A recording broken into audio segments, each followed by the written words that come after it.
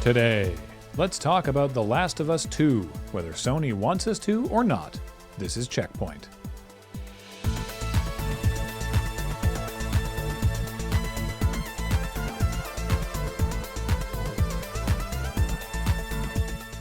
Welcome to CheckPoint, back in Studio B at the LRR Moonbase. Neat. Man, we really stepped up our effects game, didn't we? No, Beej, you're really here. Oh, so we can touch? We can, but we shouldn't, and we're not going to. That's also why we're sitting so far apart, why Paul is wearing a mask, and why we're the only three people here. Smart. Don't touch my face. I'm so glad we're back here, though. I left my soapbox back here in March. All right, let's get into it and discuss The Last of Us 2, or rather, the discussion surrounding The Last of Us 2. It's a touchy subject, and that is due in no small part to its creators. I want to be clear that I'm not talking about the group of angry gamers who organized review bombs of the game ostensibly because it has LGBTQ characters in it, or whatever their supposed gripe with the game was. This is about how Sony and Naughty Dog want to control how we're allowed to talk about their game. By all accounts, The Last of Us 2 had a very strict embargo placed on its reviews. What does that mean? What's an embargo? Generally, publishers will place a timed embargo on reviews so that all the reviews come out at once on the same day. Nobody gets to scoop anyone, nobody leaks anything. Sometimes publishers will also place a content embargo on a review, like you can talk about whatever, but not the ending, don't spoil it, or something like that. And critics reviewing The Last of Us 2 couldn't talk about anything beyond the first 12 hours of the game and had to observe such harsh terms as do not include any beat-by-beat descriptions of pivotal narrative or cutscene moments and do not reveal the fate of any character or the inciting event. So they could discuss the generalities of gameplay, how pretty it is, how cool the rope physics are, how oppressively violent it is, but that's kind of it. They couldn't delve into the narrative turns the game takes, whether it's a satisfying story, if it actually says anything with its hours of brutal killing, nor could reviewers provide adequate content warnings for the repeated in-story abuse and dead naming of a trans teenager. They couldn't actually discuss the narrative that creative director Neil Druckmann and the team at Naughty Dog are so proud of. And even if a critic did stick to Naughty Dog's demands, as Vice's Rob Zacny did, there could still be problems. According to an article on Polygon, after Zacny posted his piece on the game, he was contacted by a Sony rep on behalf of Naughty Dog, who felt some of the conclusions Zacny reached in his review were unfair. And while Zacny says their exchange wasn't confrontational, it is super weird for a publisher to contact a critic like that. And when games columnist Jason Schreier made what was essentially a shitpost, musing video games are too long, Last of Us voice actor Troy Baker retweeted Schreier's context-free message, adding an image with Theodore Roosevelt's famous "the man in the arena" quote. Now, when Roosevelt said, "It is not the critic who counts, not the man who points out how the strong man stumbles, the credit belongs to the man who is actually in the arena, whose face is marred by dust and sweat and blood," he was referring to those who would cast their eyes down with derision at people working tirelessly to create a better society, the critics who would allege that working for a better republic is a useless endeavor, not media critics, not video game critics. Baker's misapplication of this speech is a very fancy way of attempting the old rhetorical gotcha that a critic shouldn't speak ill of a creative work when they make none themselves, which is not true. You do not need to make video games to write critique of video games. So between the alleged homophobic review bombing, the early storyline leaks, and the allegations of intense developer crunch to get the game out the door, Druckmann, Naughty Dog, and Sony are clearly pretty sensitive about how people are discussing their game. That has already broken sales records for a PS4 exclusive, moving 4 million copies in its first 3 days. So do reviews even matter? If all you, as a player, want is to be told that the game you've already decided to buy is great, then just listen to the publisher's own marketing. But reviewers who speak critically about a game are important, because otherwise all you're left with is the developer and publisher who want to maintain the status quo that big, expensive games are always great because they are big and expensive. A recent video popped up demonstrating that you can hook a sex vibrator up to Animal Crossing and bang your shovel for erotic pleasure. Let's be clear, this story has nothing to do with Animal Crossing and everything to do with rumbling your erogenous zones.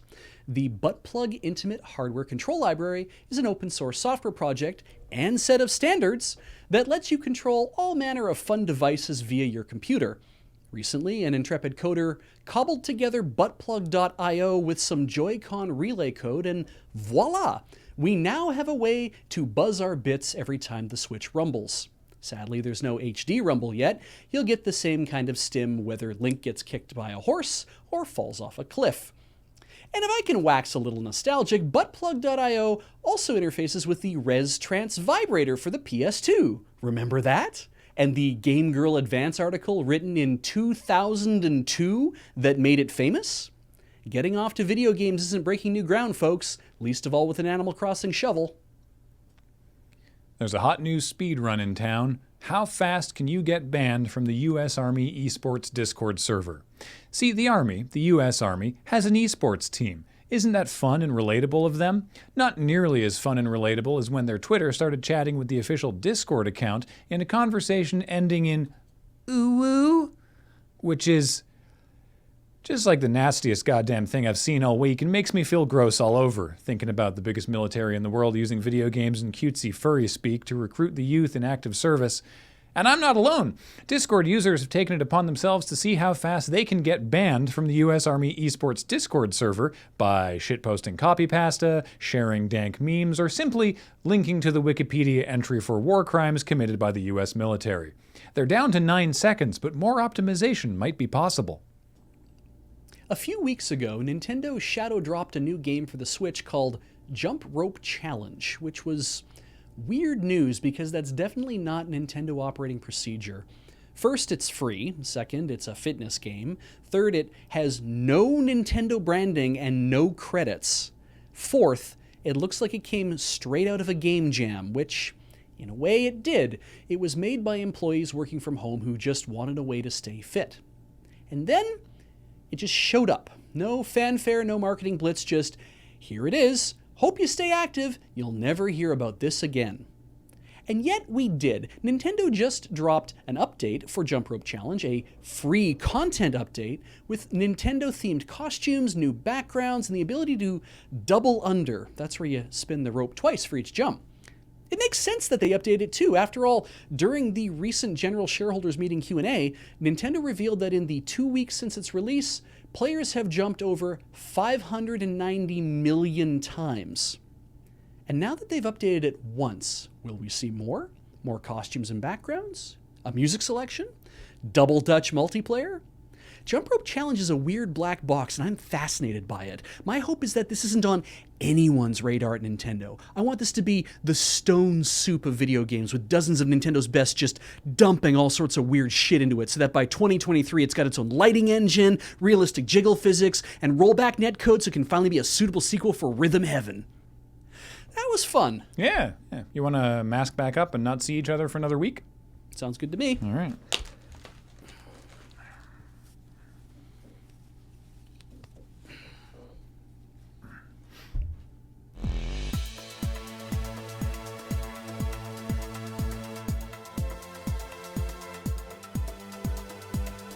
Coming up, Amazon has unreleased their latest PC game, Crucible, from Steam after less than 2 months.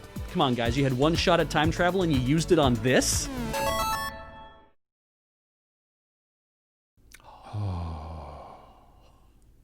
That would have been awkward if in the middle of you doing your story that you just did that all of a sudden. Because you would have been unable to not go, oh. A recent video popped up demonstrating that you can hook a sex vibrator up to Animal Crossing and bang your shovel for erotic pleasure. Sorry, That's okay. I didn't turn off the sound on that. That's okay. So it's going. The Butt Plug Intimate Hardware Control Library is an open source... fuck. I'll need to do that again. Who says source? Ever. Open source? Open source. This should be my thing, open source. Hey, what's Sorry. up? It's me, Open Source. I apologize. This is the wrong. Let me hear you, Wismer almost works. Oh, I liked that. Unpheasant sounds. I thought that was intentional. that would be kind of funny to leave I was up. like, I don't know why it's Pokemon jokes, but they're funny. Yeah. Oh, this Better than makes what way I more fucking sense. wrote. Yeah, I don't think I actually changed any of these. Whoops. Surprise, monsters. The Again, surprise monsters. It's the military. The Last of Us one was correct. That's good. Yeah, the Last of Us one is correct. Oh. I want to just put I want uwu, but I thought I don't think everyone would really get that. Is this esports? Isn't Uwu capital U small w? No, I thought it was little u capital W. Oh no. I thought it was the other way. In the script, it's capital W, capital U's. Wait, you have the picture of it, don't you? Oh, they did that. Okay, yeah, we'll change it then. Might as well. I mean, maybe they're wrong, but Mm-hmm. Well, they are, but for different reasons.